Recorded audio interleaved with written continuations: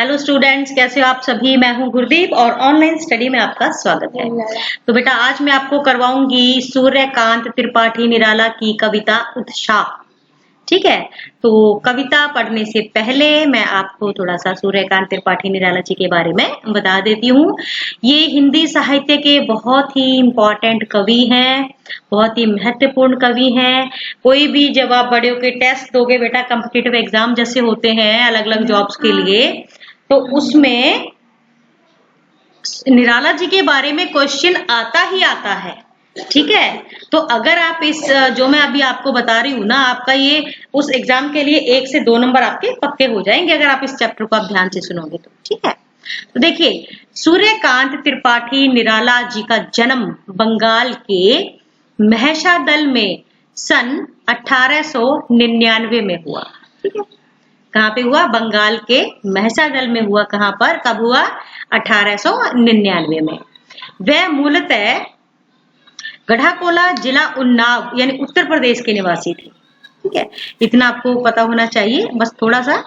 और जो एक और है कि राम कृष्ण परमहंस और विवेकानंद जी की विचारधारा ने उन पर विशेष प्रभाव डाला। यानी कि वो विवेकानंद जी की और ये परमहंस जी की जो विचार थे, वो उन संतों के विचारों से, जो वो विद्वान थे, संत विद्वान थे, उनके विचारों से वो बहुत प्रभावित थे। और मैं आपको बता दूं, उन्होंने उन प्रभावित होकर उन विचारों से इन्होंने एक स्वर्ण धूमिल स्वर्ण के नाम से ऐसे 2 रचनाएं की हैं, जो जहां पे इनके विचार आप विवेकानंद जी के, परमहंस जी के विचार आप उनमें उन कृतियों पर देख सकते हो। तो इनकी आगे है बेटा, इनका जो देहांत है वो हुआ है 1961 में। ठीक है, इनकी रचनाओं के बारे में बता दूं, अनामिका, परिमल, गीतिका, कुकुरमुत्ता और नई पत्ती। कौन कौन से बेटा? अनामिका, परिमल, गीतिका, कुकुरमुत्ता और नए पत्ते। कुकुरमुत्ता जानते हो क्या होता है?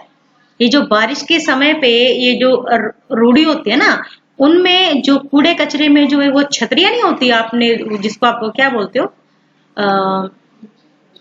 छतरियां बसे बोलते हैं, ऐसी छोटी सी व्हाइट से कलर की, ब्राउन सी, ऐसी कई छोटी बड़ी छतरियां से निकल जाती हैं ऐसे कूड़े करकट में, उसे कुकुरमुत्ता कहते हैं। व्हाइट कलर में होता है वो मोस्टली। ठीक है, खुम्ब जिसे आप बोलते हो, मशरूम्स।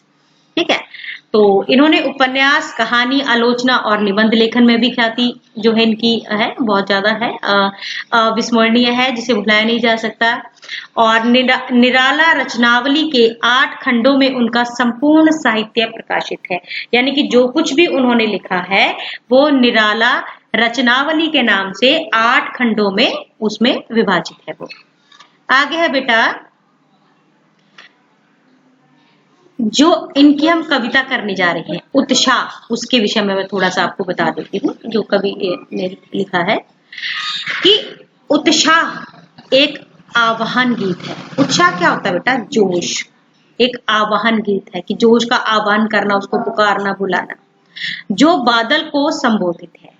बादल निराला का प्रिय विषय है, मतलब बादल को ये क्रांति का दूत समझते हैं, बादल को ये खुशी का सिंबल समझते हैं। तो बादल जो है इनका प्रिय एक विषय है। कविता में बादल एक तरफ पीड़ित प्यासे जन की आकांक्षा को पूरा करने वाला है, तो दूसरी तरफ वही बादल नई कल्पना और नए अंकुर के लिए विध्वंस, विपल्य और क्रांति चेतना को संभव करने वाला भी है। कवि जीवन को व्यापक और समग्र दृष्टि से देखता है। कवि में ललित कल्पना और क्रांति चेतना दोनों है। सामाजिक क्रांति या बदलाव में साहित्य की भूमिका महत्वपूर्ण होती है।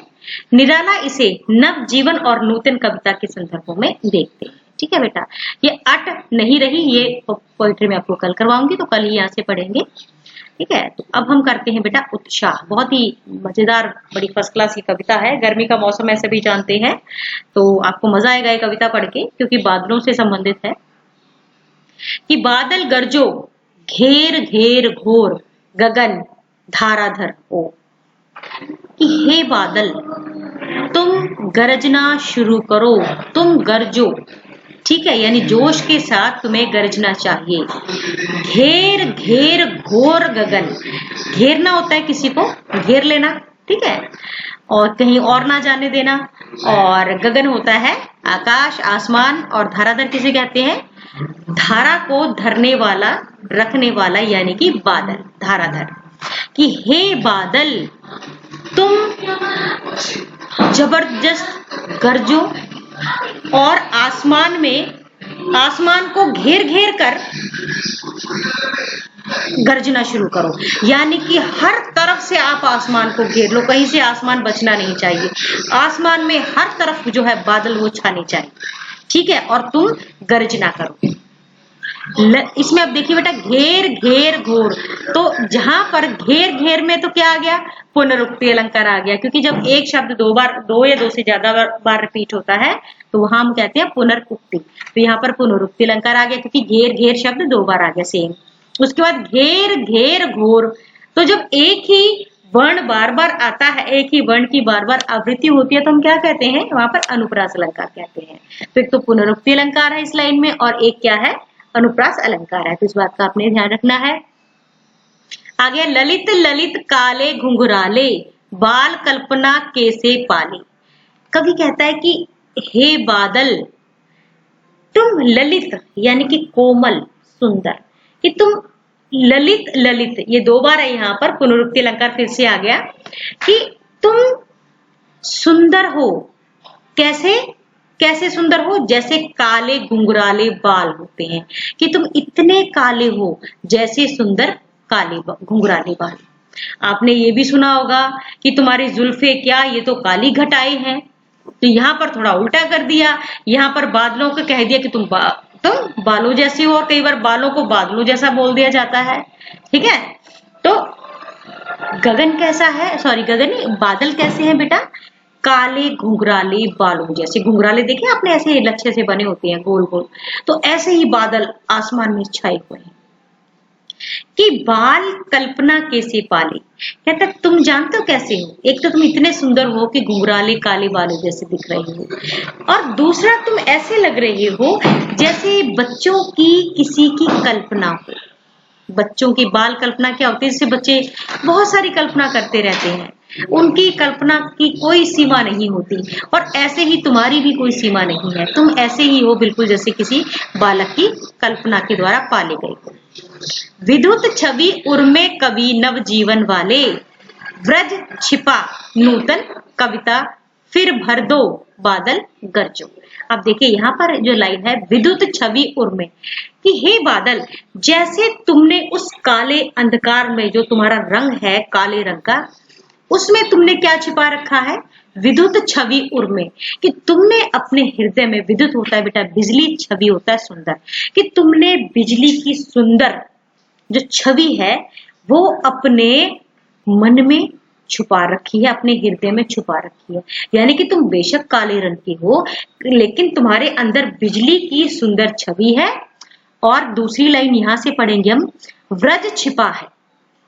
और दूसरी, व्रज एक इंद्र का हथियार बोलते हैं बेटा, एक व्रज जो है वो हथियार होता है, इसे इंद्र का हथियार भी बोलते हैं। तो कि तुमने एक तरफ अपने हृदय में बिजली की सुंदरता छुपा रखी है, और दूसरी तरफ जो व्रज रूपी हथियार की शक्ति है वो भी तुम्हारे अंदर है। तो हे बादल, तुमने अपने दिल में ये दोनों चीजें छुपा रखी हैं। तुम नव जीवन देने वाले हो, तुम नया जीवन देने वाले हो, इसीलिए तुम सब लोगों को नूतन कविता, कविता यहाँ प्रेरणा के रूप में आई है, कि तुम कवियों को नई कविता दो, या जो आम जन है उनके अंदर प्रेरणा भर दो। किस चीज की बेटा? जीने की, उत्साह से जीने की प्रेरणा भर दो। फिर से भर दो बादल गरजो, हे बादल गरज गरज कर लोगों के अंदर, कवियों के अंदर नई कविता करने का एक उत्साह भर दो, और आम लोगों के अंदर नई प्रेरणा भर दो, कि नई प्रेरणा लेकर वो जीवन में उठे और आगे बढ़े। ठीक है। और लास्ट पैरा है इसका बेटा, विकल विकल उन्मन थे उन्मन। देखिए विकल विकल, यहाँ पर पुनरुक्ति अलंकार बार बार है बेटा। देखो विकल विकल यहाँ आ गया, उन्मन फिर है ना, और आए अज्ञात, ये यहाँ पर ये जैसे बार बार आ रहा है, तो यहाँ पर अनुप्रास अलंकार आ गया। तो विकल विकल विकल क्या होता है बेटा? बेचैन, तड़पना। उन्मन होता है कि जब मन नहीं लगता। विश्व यानी दुनिया, निदाग यानी गर्मी, सकल यानी सारा, जन मतलब सारा, जो जन मतलब लोग। कि हे बादल, सारे संसार के लोग गर्मी से इतने बेहाल थे, इतने विकल थे, इतने बेचैन थे, इतने परेशान थे, इतने दुखी थे, उनका कहीं भी मन नहीं लग रहा था, वो बहुत बेचैन हो रहे थे। आए अज्ञात दिशा से अनंत के घन, तप्त धरा जल से फिर शीतल कर दो बादल कर जो।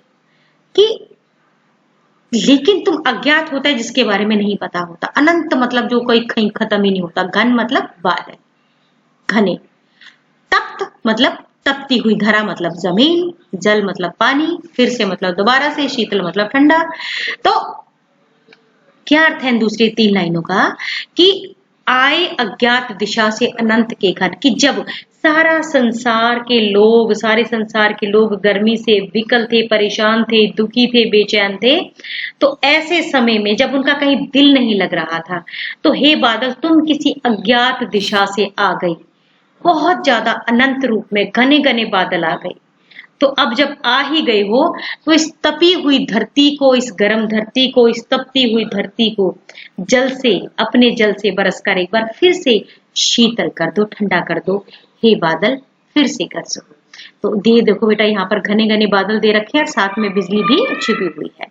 तो यहाँ पर जो बादल है बेटा, ये उत्साह भरने वाले हैं, ये क्रांति करने वाले हैं, ये नए नव जीवन का संचार करने वाले हैं। ठीक है, तो ये थी आपकी ये जो निराला जी की कविता उत्साह। उम्मीद करती हूँ आपको समझ में आ गई होगी। बड़ी आसान सी कविता है, और अगर कोई दिक्कत हो बेटा तो कमेंट सेक्शन में जाके मुझे आप बता सकते हो, मुझे फोन भी कर सकते हो। तो आज के लिए बस इतना ही। बहुत बहुत धन्यवाद।